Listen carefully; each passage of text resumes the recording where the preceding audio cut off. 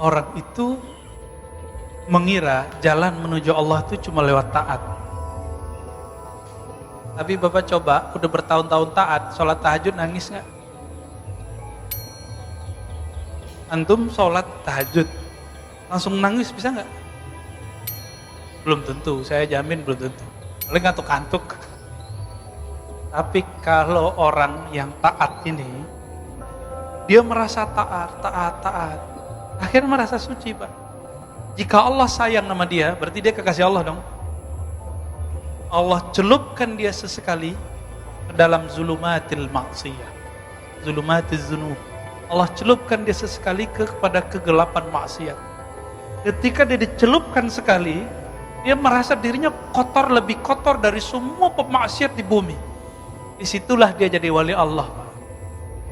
Bukan berarti dia menghalalkan perbuatan maksiatnya, mau itu korupsi, meninggalkan sholat, mau apapun selain syirik ya.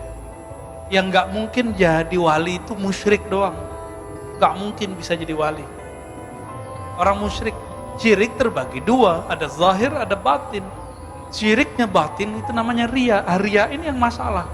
Riyanya jamaah ingin dilihat sholat. Riyanya ustadz lebih ganas, Pak. Riyanya ustadz ingin disebut ustadz istiqomah. Ingin disebut ustadz pendirian, ingin disebut ustadz anti dan pro. Anti siapa, pro siapa, Bapak terjemahin sendiri. Ini sama, ini mainan semua, ini mainan iblis semua ini. Mau anti pemerintah, mau pro pemerintah. Mau anti fulan, mau pro fulan.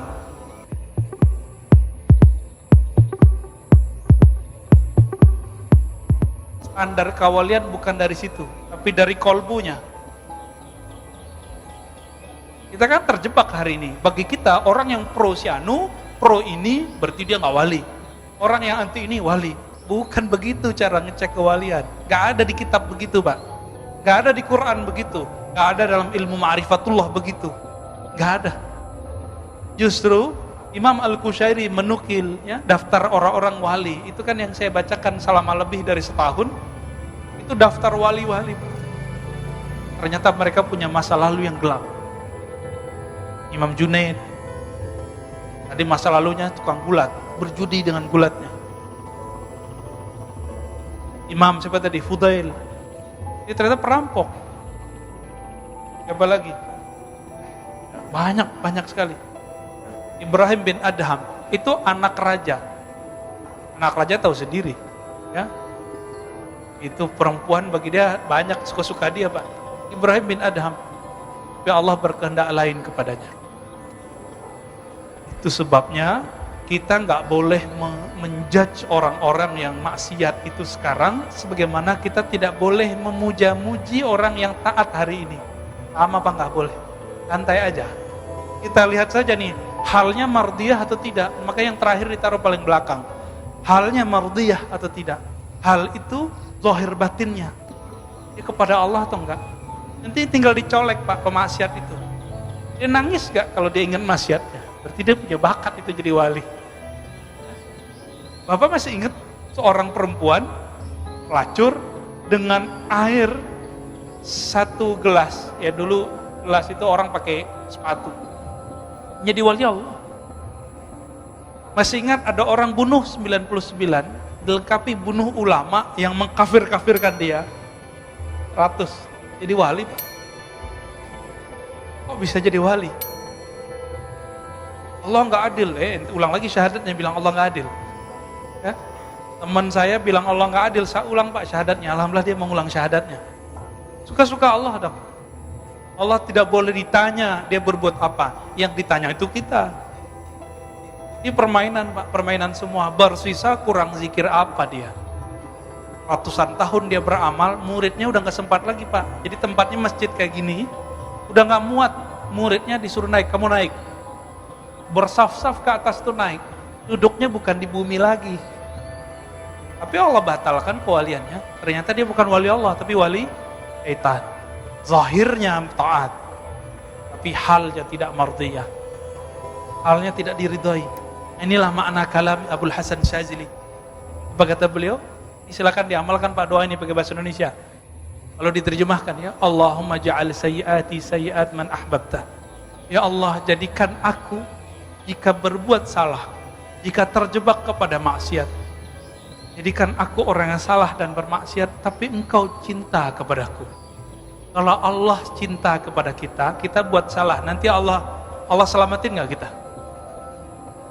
Apapun caranya nanti, orang yang dicintai Allah ini wali, pasti diselamatin. Itu.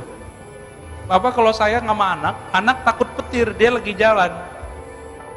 Ada petir, dia takut, dia gak bisa berdiri, dia telepon, Pak jemput saya di jalan ini. Kita gak punya kendaraan, kita jemput Pak walaupun hujan, anakku. Itu.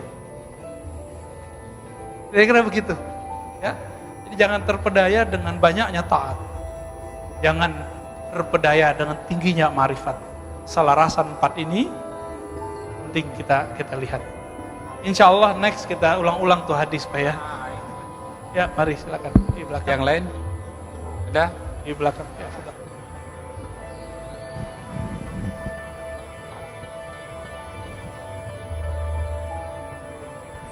Assalamualaikum Pak Ustadz. Waalaikumsalam warahmatullah. Ini saya lihat di medsos, Bapak ada komen mengenai suatu kitab. Guru dan kitab itu satu paket Pak.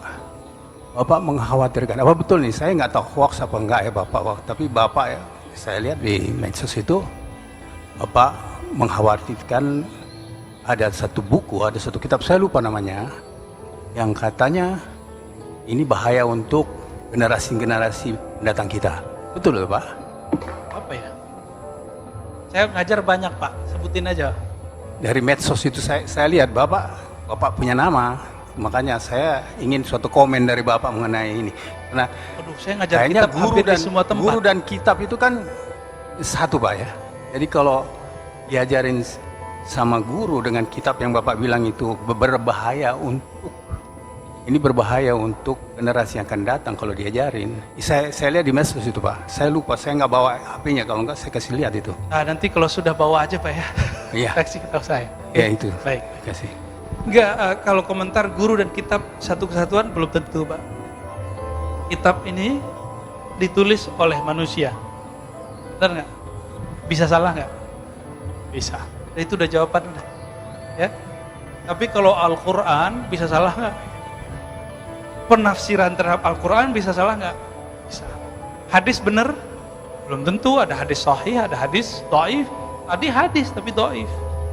Sama mimpi, kata Nabi, juz'un min arba'a wa sittina nubuwah. Sitta wa arba'ina nubuwah. Mimpi itu 46 ada cabang-cabang kenabian. Itu salah satu ciri-cirinya adalah mimpi yang baik. Mimpi yang baik. Kalau orang bohong atas sama mimpi, dia bohong atas sama Nabi. Hati. Ya. Ada pertanyaan dari YouTube. Assalamualaikum warahmatullahi wabarakatuh. Apa yang mesti dilakukan kalau sempat dalam hati kita merendahkan orang yang tampak tidak lebih soleh dari kita? Yang pertama. Yang kedua, Assalamualaikum, mohon bertanya, apakah untuk mendekatkan diri dengan Tuhan dan melembutkan kolbu, kita harus belajar tasawuf? Dan apakah semua orang bisa mempelajari itu? Terima kasih. Wassalamualaikum warahmatullahi wabarakatuh. Assalamualaikum warahmatullahi wabarakatuh. Kalau kita merasa lebih baik dari orang, rendahkan orang gimana caranya? Gitu ya. Apabila kita tidak menyadarinya secara rohani, maka Allah jika sayang kita akan membuat kita sadar secara kontan. Kayak tadi. Jika ada orang yang taat ini Allah sayang sama dia, terus dia merasa lebih taat dari orang Pak. Apa yang Allah lakukan? Allah akan celupkan dia ke dalam maksiat, sehingga ketika dia selesai maksiat, dia kemudian ingat lagi, dia merasa hina di situ. Tinggal pilih, sadar sendiri, atau nanti Allah yang sadarin. Ya. Dan yang kedua, Bapak Ibu yang bukan Allah, ingat satu hadis. Tidak masuk surga siapa yang di dalam dirinya ada 1 biji zarah kibr. Iblis itu kenapa tidak ada hak di surga? Karena di hatinya ada kibir. Ciri-ciri kibir sombong itu cuma satu, mengatakan seperti kata iblis, ana khairum minka, ana khairum minhu, aku lebih baik daripada dia ya Allah. Iblis ngomong sama siapa Pak? Allah. Berarti tidak semua orang yang bisa mengakses ma'rifat kepada Allah, dia kekasih Allah. Ya, iblis bisa ngomong begitu. Ya Allah, aku lebih baik dari dia. Berarti dia bisa dialog dengan Allah. Jadi makrifat iblisiyah ini, syaitaniyah ini, dia juga bisa komunikasi sama Allah Pak. Tapi setiap kali dia mendapatkan suatu ilmu, dia bertambah sombong, bertambah sombong, bertambah sombong. Acaranya ingat hadis ini terus. Kalau masalahnya masalah yang lain, kalau masalah kehidupan, tinggal lihat aja ya. Kalau kita merasa lebih mulia karena harta, karena rumah, coba lihat. Si guguk, ayam, itu binatang-binatang sekitar kita, mereka kalau kenyang gak pernah bawa duitnya pulang, bawa makanannya pulang. Jadi kalau dia kenyang, dia tinggalin gak makanannya, walaupun dia kemudian masih butuh besok. Jadi setamak-tamaknya hewan sekitar kita, dia tidak pernah nabung Pak. Dan kita, sezuhud-zuhudnya kita nabung. Oh kita kan manusia Ustaz, ya itulah alasannya, ngeles lagi kan. Berarti kita ini emang ada kehinaan dalam diri yang kita buat alasannya ngeles begitu. Nggak ngelarang nabung Pak ya. Ya, fadhal. Terima kasih Ustaz. Assalamualaikum warahmatullahi wabarakatuh. Assalamualaikum. Ustaz, mohon penjelasan. Tadi ada apa namanya? Ustaz katakan bahwa setiap hari ada 70.000 lintasan-lintasan hati yang kadang sebagai awam dan fakir itu bagaimana mensikapinya Ustaz? Apakah lintasan-lintasan itu apabila fakiran dengan keawaman kita lama-lama dapat membentuk satu karakter yang melenceng atau mendekat begitu Ustaz? Mohon penjelasan Ustaz. Assalamualaikum. Assalamualaikum. Kenapa kita perlu berguru? Supaya lintasan-lintasan rohani itu tidak menjadi bumerang di akhir. Guru ini kalau kita bersama dia, langsung lintasannya jadi baik semua. Kalau gurunya benar ya, yang tadi 4 syarat tadi. Secara zahir, guru itu harus bersanad, berijazah. Jadi maka kita kasih tahu, kita nasihatin diri kita sendiri, Bapak semua, kalau nyari mursyid zikir, pastikan dia bersanad, berijazah, mursyid. Pastikan dia punya ijazah. Boleh tanya temannya, gurunya, langsung ke beliau juga boleh. Orang kalau nggak berijazah, kemudian mengangkat murid lagi. Ini bahaya ya. Saya kasihan sama murid-muridnya dan kasihan kepada orang ini. Mau dia katanya zikirnya ribuan kali, mau dia sakti, mau dia kasyaf, itu nggak ada urusan. Ya, khawatir nanti yang masuk kepadanya bukan malaikat, tapi iblis ring satu. Makrifat yang masuk itu dari sana. Hati-hati. Nah, ini banyak. Banyak sekali. Ada orang nganggap siapapun yang melawan dia akan mati karena dia ahli zikir la ilaha illallah. Loh, yang matinya juga ahli zikir la ilaha illallah kok. Karena lintasan itu masuk, dipoleslah oleh syaitan. Ente karena ahli zikir, orang yang tentang ente mati. Hanya apa yang begitu? Ya, ada seorang ustadz dia ngaku begitu, polisi macam-macam sama saya, tunggu aja sebulan 2 bulan keluarga ente hadis. Dia ngancam begitu. Ya, itu khatir. Jadi bagaimana caranya? Dia harus punya guru yang ahli mengerti khatir. Itu sebabnya di zaman Rasulullah, setiap pagi majelis Nabi itu mereka setoran mimpi. Setoran mimpi, Pak. Karena mimpi itu bagian dari khatar. Ini belum jelas setoran mimpinya apa, udah cerita aja kepada orang. Ya. Baik, kira-kira begitu, Pak.